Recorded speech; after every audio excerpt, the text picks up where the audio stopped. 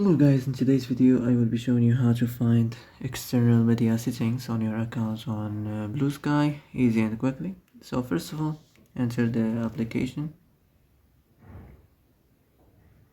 then go to the three lines, next go to the settings, and here you will find content and media, and here you will find external media.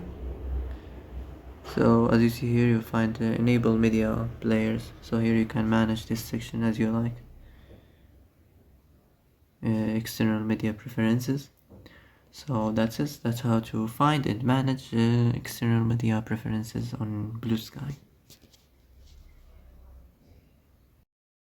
So that's it for today's video. I hope this is the answer you've been looking for.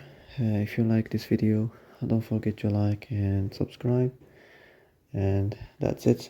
See you in the next video.